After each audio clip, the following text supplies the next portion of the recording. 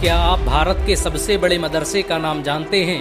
UP में बना दारुल उलूम देवबंद भारत ही नहीं, एशिया का सबसे बड़ा मदरसा है। इस मदरसे में दुनिया भर से लोग पढ़ने आते हैं। भारत की आज़ादी में इस मदरसे का बड़ा योगदान रहा। 70 एकड़ में फैला ये मदरसा आज पूरे भारत को अपनी गौरव गाथा सुना रहा है। ये भारत का एकमात्र मदरसा है जहाँ पर हेलीपैड की सुविधा उपलब्ध है।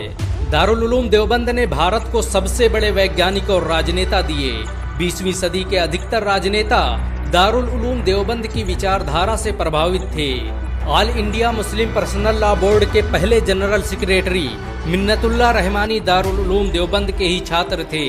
देश के पहले गृह मंत्री मौलाना उबैदुल्लाह सिंधी ने दारुल उलूम देवबंद से ही शिक्षा हासिल की थी। दारुल उलूम देवबंद के संस्थापकों ने ही 1857 में अंग्रेजों के खिलाफ शामली में जंग लड़ी। इस युद्ध की अगुवाई मशहूर क्रांतिकारी इमदादुल्लाह मुहाजिर मक्की कर रहे थे। अंग्रेजों के खिलाफ फतवा देने वाले मौलाना अशरफ अली थानवी दारुल उलूम देवबंद के ही छात्र थे। दारुल उलूम देवबंद की स्थापना मौलाना कासिम नानोतवी ने 30 मई 1866 को देवबंद में की थी। देवबंद की एक छोटी सी मस्जिद से शुरू हुआ ये मदरसा आज एशिया का सबसे बड़ा मदरसा बन चुका है। इस मदरसे के पहले छात्र महमूदुल हसन और पहले उस्ताद महमूद थे। दारुल उलूम देवबंद भारत का पहला मदरसा है जिसने डिग्री देने की परंपरा की शुरुआत की। 1875 में एक सम्मेलन में छात्रों को सबसे पहले डिग्रियां दी गईं, जिसके बाद ये परंपरा पूरे भारत में फैल गई। सन 1875 में ही इस मदरसे की पहली बिल्डिंग की बुनियाद रखी गई। दारुल उलूम देवबंद आज भारत ही नहीं एशिया का सबसे बड़ा मदरसा है। इस मदरसे ने उस वक्त हजारों मुफस्सिर, मुहद्दिस, मुफ्ती और आलिम पैदा किए जिस वक्त भारत में मुसलमानों को चुन चुन कर मारा जा रहा था। इस मदरसे ने कुछ ही सालों में इतने क्रांतिकारी पैदा कर दिए कि 1875 में अंग्रेज गवर्नर सर जॉन स्ट्रेची ने इस मदरसे की जांच के आदेश दे दिए। अंग्रेजों को डर था कि कहीं इस मदरसे की वजह से उनकी सल्तनत खतरे में न पड़ जाए। इस मदरसे की अहमियत का अंदाजा इस बात से लगाया जा सकता है कि अंग्रेजी खुफिया विभाग द्वारा दारुल उलूम देवबंद को भारत के सबसे बेहतरीन स्कूल होने का अवार्ड दिया गया। अंग्रेज अधिकारी सर जॉन पोमर ने तो यहाँ तक कह दिया कि इतना बेहतरीन स्कूल तो उसने इंग्लैंड में भी नहीं देखा। इस मदरसे के पहले छात्र रहे शेखुल हिंद मौलाना महमूदुल हसन ने ही जमियतुल अंसार नाम का आंदोलन चलाया, जिसने भारत की आज़ादी में क्रांतिकारी भूमिका निभाई। रेशमी रुमाल आंदोलन की शुरुआत करने वाले मौलाना उबैदुल्लाह सिंधी दारुल उलूम देवबंद के ही छात्र थे। उन्होंने सुभाष चंद्र बोस के साथ मिलकर भारत की पहली अस्थायी सरकार की स्थापना की थी। वो आज़ाद हिंद सरकार में भारत के पहले गृह मंत्री भी थे। बहुत कम लोग जानते हैं कि रोलेट एक्ट कमीशन ने दारुल उलूम देवबंद को भारत का सबसे खतरनाक मदरसा बताया। उसने लिखा कि अगर इसे बंद नहीं किया गया तो भारत अंग्रेजों के हाथ से निकल जाएगा। भारत के सबसे बड़े मुस्लिम संगठन जमीयत उलमा हिंद की स्थापना दारुल उलूम देवबंद द्वारा ही की गई। दारुल उलूम देवबंद में पढ़ने वाले मुफ्ती किफायतुल्लाह जमीयत उलमा हिंद के पहले अध्यक्ष थे। बहुत कम लोग जानते हैं कि मौलाना कासिम नानोतवी ने दारुल उलूम देवबंद की स्थापना अंग्रेजों को भारत से निकालने के लिए की थी। इस मदरसे का मकसद देश में ऐसे नौजवानों को पैदा करना था जो भारत की आज़ादी में योगदान दे सके। आपको ये जानकर शायद हैरानी हो कि दारुल उलूम देवबंद के छात्र रहे मौलाना महमूदुल हसन ने ही 1920 में गांधी को महात्मा का लक़ब दिया। उनका ये नाम इतना मशहूर हुआ कि गांधी पूरी दुनिया में महात्मा गांधी के नाम से पुकारे जाने लगे। महमूदुल हसन ने ही हकीम अजमल खान के साथ मिलकर 1920 में जामिया मिलिया इस्लामिया यूनिवर्सिटी की स्थापना की थी, ताकि भारतीय शिक्षा तंत्र को अंग्रेजों के चंगुल से आज़ाद करवाया जा सके। आपको ये जानकर शायद हैरानी हो कि दारुल उलूम देवबंद में दुनिया के सबसे बड़े इस्लामिक एंट्रेंस एग्जाम का आयोजन किया जाता है। इस एग्जाम में हर साल 20,000 से अधिक छात्र शामिल होते हैं। दारुल उलूम देवबंद में हजारों लोग रहकर शिक्षा हासिल करते हैं। इस मदरसे में हर साल करोड़ों रुपये खर्च होते हैं और इसका पूरा खर्च मुसलमान उठाते हैं। दारुल उलूम देवबंद ने भारत में इस्लाम को फैलाने में बड़ा बुनियादी किरदार अदा किया। इस मदरसे ने दुनिया में सबसे ज़्यादा आलिम और शिक्षाविद पैदा किए। तबलीगी जमात की स्थापना करने वाले मौलाना इलियास दारुल उलूम देवबंद के ही छात्र थे। देवबंद की कोख से जन्मी तबलीगी जमात आज दुनिया का सबसे बड़ा धार्मिक संगठन बन चुकी है।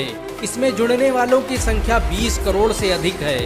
अमेरिका से लेकर रूस, जापान, इंडोनेशिया और फ्रांस के हर शहर में इसकी शाखाएं फैली हुई हैं। दुनिया के 150 से अधिक देशों में तबलीगी जमात के लोग मौजूद हैं। दारुल उलूम देवबंद भारत का पहला स्कूल था जिसने अंग्रेजों के खिलाफ अंतर्राष्ट्रीय स्तर पर आवाज उठाई। इस मदरसे ने अफगानिस्तान, तुर्की, सऊदी अरब और ईरान में ऐसे लोग तैयार किए जिन्होंने भारत की आज़ादी में बड़ी भूमिका निभाई। असहयोग आंदोलन की शुरुआत दारुल उलूम देवबंद से ही हुई थी। 1916 में शेखुल हिंद ने तुर्की के युद्ध मंत्री अनवर पाशा के साथ मिलकर भारत को आज़ाद करने की जो योजना बनाई, उसने भारत से अंग्रेजी सल्तनत को उखाड़ फेंका। दारुल उलूम देवबंद द्वारा चलाए गए इस आंदोलन के बारे में सर रोलेट ने लिखा कि ऐसी रणनीति को देखकर ब्रिटिश हुकूमत हक्का बक्का रह गई। दारुल उलूम देवबंद ने भारत के लिए जो किया वो आज तक कोई नहीं कर पाया। उड़ीसा के गवर्नर विशंभर नाथ पांडे के मुताबिक ये मदरसा अपने आप में एक देश था। अगर ये न होता तो भारत कभी आज़ाद न होता। भारत की आज़ादी के लिए लड़ने वाले इस मदरसे के 50,000 से अधिक उलमाओं को अंग्रेज़ों ने एक साथ फांसी दे दी थी। दारुल उलूम देवबंद को देखने के लिए हर साल लाखों लोग भारत आते हैं, जिससे भारत सरकार करोड़ों रुपये की कमाई करती है। विदेशों से आने वाले लोगों के लिए देवबंद आज भी कौतूहल का विषय है। देवबंद से पढ़कर निकले करोड़ों लोग आज दुनिया भर में भारत का नाम रोशन कर रहे हैं। कोई भी देश ऐसा नहीं जहां पर इस मदरसे में पढ़ने वाले लोग मौजूद न हों। भारत में चलने वाले ज़्यादातर मदरसों में देवबंद का ही सिलेबस पढ़ाया जाता है। दारुल उलूम देवबंद भारत का अकेला मदरसा है जहां पर हेलीपैड की सुविधा मौजूद है। इस मदरसे में आसानी से हेलीकॉप्टर लैंड कराए जा सकते हैं।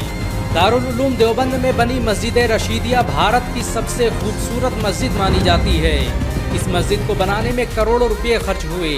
ताजमहल के बाद ये भारत की अकेली इमारत है जिसमें सबसे ज्यादा संगमरमर का इस्तेमाल किया गया। मस्जिद रशीद को देखने के लिए आज भी दुनिया भर से लोग भारत आते हैं। दुनिया में दारुल उलूम देवबंद के अलावा कोई भी ऐसा संगठन नहीं जो बगैर सरकारी मदद के इतने बड़े स्कूल का संचालन कर ले। दारुल उलूम देवबंद का पूरा खर्च भारत के मुसलमान उठाते हैं। इसे आज तक किसी तरह के सरकारी फंड की ज़रूरत महसूस नहीं हुई। बहुत कम लोग जानते हैं कि अलीगढ़ मुस्लिम यूनिवर्सिटी की स्थापना में दारुल उलूम देवबंद का बड़ा किरदार रहा। इस मदरसे के कई उस्ताद अलीगढ़ मुस्लिम यूनिवर्सिटी की मजलिसे सूरा में शामिल रहे। मौलाना कासिम नानोतवी की मौत पर सर सैयद अहमद खान ने तो यहाँ तक कह दिया कि उनके जैसा आलिम अब दोबारा भारत में पैदा न होगा। दारुल उलूम देवबंद की जब स्थापना हुई तब इसमें कोई पढ़ने वाला नहीं था, लेकिन आज उसी देवबंद में पढ़ने के लिए दुनिया के कोने कोने से लोग आ रहे हैं। देवबंद आज सिर्फ एक मदरसा ही नहीं, भारत की पहचान बन चुका है। इस मदरसे ने हर दौर में भारत के लिए सबसे ज्यादा कुर्बानियां दी। भारत को जब भी जरूरत पड़ी दारुल उलूम देवबंद हमेशा सीना ताने खड़ा रहा। दारुल उलूम देवबंद भारत के मुसलमानों की आन बान और शान माना जाता है। मुसलमान इसकी हिफाजत के लिए अपना सब कुछ कुर्बान कर सकते हैं। अगर एक मुसलमान होने के नाते आपको गर्व महसूस हुआ हो तो इस वीडियो को लाइक और शेयर ज़रूर करें। ऐसी और वीडियो को देखने के लिए